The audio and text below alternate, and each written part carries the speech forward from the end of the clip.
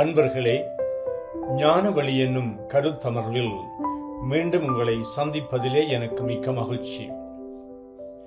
தபக்காலத்திலே பலர் இலங்கையில் மட்டுமல்ல உலகம் பூராக வாழுகின்ற கிறிஸ்தவர்கள் யாத்திரையை மேற்கொள்வார்கள். ரோமாபுரியிலே இருக்கின்ற புனித பேதுரு பசிலிகாவை நோக்கி அல்லது புனித பூமியிலே இருக்கின்ற ஜெருசலேமை நோக்கி இப்படி யாத்திரைகளை மேற்கொள்வார்கள்.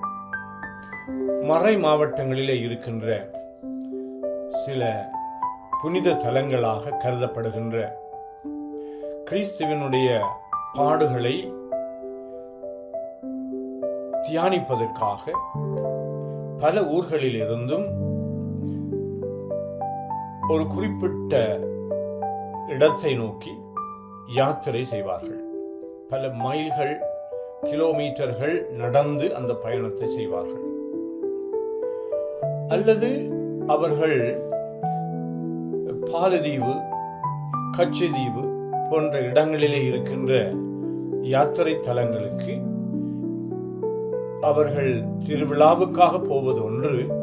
ஆனால் இந்த தவக்காலத்திலே அது ஒரு தவக்கால முயற்சியாக, ஒன்று கூடுதலாக தியானமாக இந்த யாத்திரைகளை மேற்கொள்வார்கள். பலரும் அந்த நீண்ட பயணங்களை வெயிலும் மழையும் இப்படியான பல்வேறு இடர்கள் மத்தியிலும் நடந்து செல்வதும், இந்த யாத்திரைகளை மேற்கொள்ளும் பொழுது ஏற்படக்கூடிய பல்வேறு தடைகளை எல்லாம் அல்லது பல தியாகங்களை கூட செய்து அவர்கள் இந்த யாத்திரையை மேற்கொள்கின்றார்கள். இந்த யாத்திரை என்று சொல்கின்ற பொழுது அது பல நாங்கள் எங்களுடைய விடுமுறையை கழிக்கின்ற குதூகலமான அப்படிப்பட்ட நோக்கோடு அல்லாமல், ஒரு வியாபார நோக்கோடு அல்லாமல், இவர்கள் இந்த பயணத்தை கஷ்டப்பட்டு வியர்வை சிந்தி தவம் இருந்து அவர்கள் இந்த பயணங்களை மேற்கொள்கின்றார்கள். இப்படி மேற்கொள்ளுவது வேத நூலிலே நாங்கள் பார்க்கின்ற பொழுது ஆபிரகாம் ஒரு நீண்ட பயணத்தை மேற்கொண்டார். தனக்கு சொல்லப்பட்ட நாட்டை நோக்கி பயணித்தார். இஸ்ராயல் மக்கள் அவர்கள் விடுதலை பயணமாக பாலைவனத்தினூடாக வழிநடத்தப்பட்டார்கள். இப்படி இயேசுவும் பாலைவனத்திலே அவர் தவம் இருந்தார், நோன்பு இருந்தார் என்று சொல்லப்படுகின்றது. இந்த தவ முயற்சிகளிலே ஒன்றாக இந்த பயணம் இருக்கின்றது. இந்த தவ முயற்சிகளை நாங்கள் இந்த யாத்திரை செய்வதனூடாக எப்படி அதனுடைய பலனை பெறலாம் என்று சிந்திக்கின்ற பொழுது, இந்த தவக்காலம் என்பது ஒருவருடைய உள்ளத்தை நோக்கிய ஒரு பயணமாக, யாத்திரையாகும். அதாவது தவக்காலமே எங்களுக்கு ஒரு யாத்திரை காலமாக அனுசரிக்க திரு அவை அழைக்கின்றது. இந்த இயேசுவை நாங்கள் இந்த தவ காலத்திலே எப்படி நெருக்கமான முறையிலே பின்பற்றலாம் என்று சொன்னால், இயேசு அவருடைய வாழ்வில் அவர் எப்படி இந்த இயேசுடைய வாழ்வை எப்படி பின்பற்றலாம் என்று சொன்னால், அவர் தன்னுடைய பாலைவன அனுபவத்திலே நோன்பு இருந்தார். அது நோன்பு இருக்கின்ற பொழுது அவர் தன்னுடைய பணியினுடைய தொடக்கத்துக்கு ஒரு ஆயத்த காலமாக அவருடைய இறை ஆட்சி பற்றிய அவர் புரிந்த அந்த போதனை, அந்த இறையாட்சி மலர்வதற்கு தன்னையும் தன்னுடைய பணியையும் தயார் செய்கின்ற ஒரு நிலைப்பாடாக அவர் செபத்திலும் தபத்திலும் கடவுளை அவர் முழுமையாக நம்புகின்ற, சோதனைகளை வென்று நான் தன்னுடைய தந்தையினுடைய மகன் என்கின்ற அந்த நிலைப்பாட்டை உறுதிப்படுத்தினார். அலகையினுடைய சோதனைக்கு உட்படுத்தப்பட்ட பொழுது அவர் அந்த தவக்காலத்திலே ஒரு கிறிஸ்தவர் எப்படி சோதனைகளை வென்று அவருடைய யாத்திரை பயணம், வாழ்க்கை பயணம் எப்படி வெற்றி வாகை சூட முடியும் என்றதை எங்களுக்கு நினைவுபடுத்துகின்றது. அதனால இந்த யாத்திரை புனிதத்துவத்தை நோக்கி ஒரு பயணமாகும். புனிதத்துவத்தை நோக்கி ஒரு பயணமாகும். அதாவது நாங்கள் எல்லோருமே எங்களுடைய வாழ்க்கையில் இறைவனை நோக்கிய ஒரு பயணத்தை மேற்கொண்டிருக்கின்றோம். எப்படி கிறிஸ்து தன்னுடைய வாழ்வில் தன்னுடைய தந்தையை சித்தத்தை அறிந்து அதை நிறைவேற்றுவதனூடாக தந்தையினுடைய திருவிழத்தை நிறைவேற்றி அவர் ஈடேற்றத்தை மீட்பை எங்களுக்கு பெற்று தந்தார்.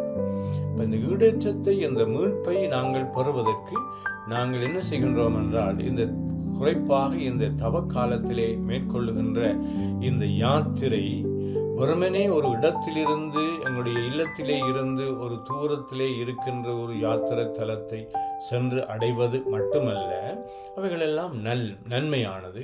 ஆனால் அந்த காலத்திலே நாங்கள் எங்களுடைய உள்ளத்துக்குள்ளே செய்ய வேண்டிய ஒரு பயணமாக இருக்கின்றது. இந்த பயணத்திலே நாங்கள் எங்களை ஆய்ந்து பார்ப்போம், எங்களுடைய வாழ்வை ஆய்ந்து பார்ப்போம். அது ஒரு நீண்ட பயணமாகும். மாற்றங்கள் எல்லாம் ஒரு நாளிலே இடம்பெறுகின்ற நிகழ்வு அல்ல. தொடர்ச்சியாக இடம்பெற வேண்டிய, ஒவ்வொரு நாளும் நாங்கள் சந்திக்கின்ற சவால்களை தடைகளை தாண்டி சென்று எங்களுடைய பயணத்தை தொடர்ந்து ஆற்றுவது, முன்னேறுவது, அதன் வழியாக நாங்கள் கடவுளோடும் அயலவர்களோடும் ஒன்றிக்கின்ற அந்த ஒருமைப்பாட்டை, அதன் வழியாக கிடைக்கின்ற மனநிறைவையும் வாழ்வின் நிறைவையும் நாங்கள் பெற்றுக்கொள்ள வேண்டும். இந்த பயணத்தை பற்றி, திரு யாத்திரையை பற்றி பேசுகின்ற பொழுது, இந்த யாத்திரை செய்கின்றவர்கள் தனித்து மட்டும் அவர்கள் செய்வதில்லை.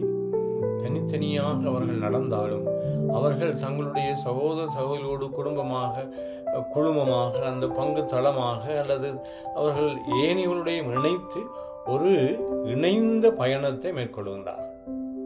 அதனாலதான் திருத்தந்தை பிரான்சிஸ் அவர்கள் இந்த ஆண்டை ஜூபிலி ஆண்டாக பிரகடனப்படுத்துகின்ற பொழுதும் இது ஒரு இணைந்த பயணம் என்று சொல்லி, அந்த இணைந்த பயணத்திலே அனைத்து மக்களும் ஒருவர் தங்களுக்கு தெரிந்தவர்கள், அறிமுகமானவர்கள் மட்டுமல்ல, இந்த வாழ்வினுடைய கடை கோடிகளிலே எல்லைகளுக்கு அப்பால் அவர்கள் புறக்கணிக்கப்பட்டவர்களாக அல்லது அவர்களை உள்ளே கொண்டு வர முடியாத, அப்படி எல்லோரையும் சேர்த்து எல்லோருக்கும் செவிமடுத்து எல்லோரோடும் சேர்ந்து நாங்கள் வாழ்க்கையை, பயணத்தை தொடர்ந்து ஆற்றுகின்றோம். மனிதனாக, தனி மரமாக, தனி தீவாக ஒருவன் இந்த உலகத்திலே யாருமே ஒரு மனிதன் வாழ முடியாது. நாங்கள் எல்லோரும் ஒரு சமூக பிராணி என்று மெய்யியலாளர்கள் சொல்லுவார்கள். சமூக பிராணி, அதாவது நாங்கள் இணைந்து வாழ்தல் மூலமாக ஒருவரை தாங்கி ஒருவரிலே தங்கி இப்படி இணைந்து பயணிக்கின்ற இந்த பயணம், நாங்கள் யாத்திரை செய்கின்ற பொழுது இணைந்து அந்த யாத்திரை பயணத்தை மேற்கொள்கின்றோம். இணைந்து செய்கின்ற பொழுது அங்கு ஒருவர் மற்றவரை சந்திக்கின்றோம், ஒருவர் மற்றவருக்கு நாங்கள் உதவி செய்கின்றோம், ஒருவர் மற்றவருக்கு செவிமடுக்கின்றோம், ஒருவர் மற்றவருக்கு பாதுகாப்பாக இருக்கின்றோம், துணையாக இருக்கின்றோம். இப்படி அந்த பயணம் மேற்கொள்ளுகின்ற பொழுது எங்களுடைய உள்ளத்திலே இனம் தெரியாமலே எங்களிடம் இருக்கின்ற கரைகள், குற்றங்கள், கசப்பான அனுபவங்கள், இப்படியான விடயங்களிலே இருந்து நாங்கள் மனம் மாறி அன்பு, பகிர்தல், நட்பு, இப்படி போன்ற இரக்கம், பரிவு போன்ற பண்புகள் எங்களுடைய உள்ளத்திலே இருந்து ஊற்றெடுக்க தொடங்குகின்றது. இதுதான் எங்களுடைய மனமாற்றத்தினுடைய பாதையாகும், மார்க்கமாகும். இங்கு இயேசுவினுடைய அவர் வனாந்தரத்திலே எப்படி இந்த 40 நாள் நோன்பு இருந்தாரோ, அதன் வழியாக அவர் தனக்குள்ளே சென்று தனக்குள் ஏற்படக்கூடிய அலகையினுடைய சோதனைகளிலே இருந்து தன்னை அவர் மேற்கொண்டு அதன் வழியாக ஒரு விடுதலை வீரனாக, கடவுளுடைய மகனாக வெளிவருகின்றார். அவருடைய பணி, அந்த பணியை லூக்கா நற்செய்தியிலே சொல்லப்படுவது போல அவர்கள் விடுதலை அடைவதற்காக, ஏழைகளுக்கு நற்செய்தி நமிழ்வதற்காக, சிறைப்பட்டோர் விடுதலை பெறுவதற்காக என்று சொல்லி ஜூபிலி ஆண்டை கொண்டாடுவதற்காக என்ற ஒரு நம்பிக்கையினுடைய அறைகூவலை விடுத்தார். அவருடைய பணியினுடைய அடிப்படை விடுதலை அளிப்பதாகும். இந்த தவக்காலம் எங்கு சென்று முடிகின்றது என்றால் கிறிஸ்துவனுடைய உயிர்ப்பு பெருவிழாவிலே தான் சென்று முடிகின்றது. உயிர்ப்பு பெருவிழா என்பது அது கிறிஸ்தவர்கள் கொண்டாடக்கூடிய எல்லா விழாக்களுக்கும் ஒரு முடிசூட்டுகின்ற விழாவாக, அதி உயர்ந்த விழாவாக, விழாக்களிலே பெருவிழாவாக கொண்டாடப்படுகின்றது. ஏனென்றால் கிறிஸ்து உயிர் பெறவில்லை என்றால், உயிர் தளவில்லை என்றால் எங்களுடைய நம்பிக்கை, அவரை நாங்கள் பின்பற்றுவதெல்லாம் வீணாக போய்விடும், பொய்யாக போய்விடும். ஆனால் கிறிஸ்து உயிர் தெழுந்தார் என்ற அந்த கொண்டாட்டத்தை, அந்த அனுபவத்தை, உயிர்ப்பிலே நாங்கள் கலந்து கொள்வதற்கு அவருடைய பாடுகளோடு இணைந்து நாங்கள் பயணிக்கின்றோம். அவருடைய பாடுகளோடு இணைந்து பயணிப்பது என்பது வெறுமனே நாங்கள் செய்கின்ற இந்த வழிபாடுகள், சிலுவை பாதை, இப்படி நாங்கள் அந்த வழிபாட்டை செய்கின்ற பொழுது, அதிலே உள்ளார்ந்த ரீதியாக நாங்கள் பங்கு பெற்றுகின்ற பொழுது, எங்களுடைய வாழ்க்கை பயணத்திலே நாங்கள் சந்திக்கின்ற பல்வேறு சவால்களை எதிர்கொள்வதற்கான தகமையை, இந்த தவக்காலத்திலே நாங்கள் செய்கின்ற இந்த வழிபாடுகள் எல்லாம் எங்களுக்குள்ளே நாங்கள் சென்று, எங்களுடைய உள்ளத்துக்குள்ளே சென்று, எங்களுடைய இதயத்துக்குள்ளே, ஆன்மாக்குள்ளே நாங்கள் சென்று, அதிலே இருந்து நாங்கள் பெற்றுக்கொள்ளுகின்ற அருள் வளங்கள் நிச்சயமாக எங்களை ஒரு உயிர்ப்பின் அனுபவத்திற்கு இட்டுச் செல்கின்றது. ஆனே இதை எங்களுடைய ஒரு உள்ளார்ந்த ரீதியான ஒரு திரு யாத்திரையாக நாங்கள் அதை கண்டுகொண்டு விட்டோம் என்று சொன்னால், இந்த ஆண்டிலே அதை நாங்கள் மேற்கொண்டு விட்டால், எங்களுக்கு இன்னும் ஒரு வாரம் இருக்கின்றது, 2 வாரம் இருக்கின்றது. இந்த நாங்கள் எப்படி ஆர்வத்தோடு வழிபாடுகளிலே பங்கு கொள்கின்றோம், உபவாசம் இருக்கின்றோம், நாங்கள் பிறரன்பு பணிகளிலே ஈடுபடுகின்றோம். இவைகள் எல்லாம் எங்களுடைய இந்த உள்ளார்ந்த யாத்திரையினுடைய வெற்றிக்கு எங்களை இட்டு செல்ல வேண்டும்.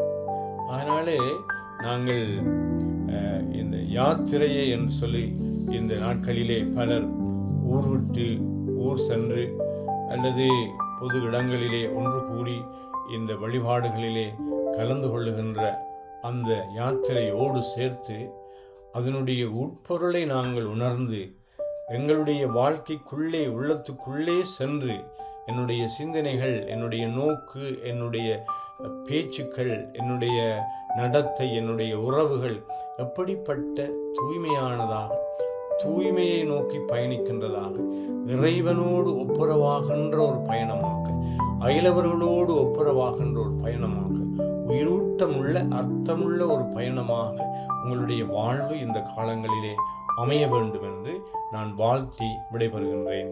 நன்றி, வணக்கம்.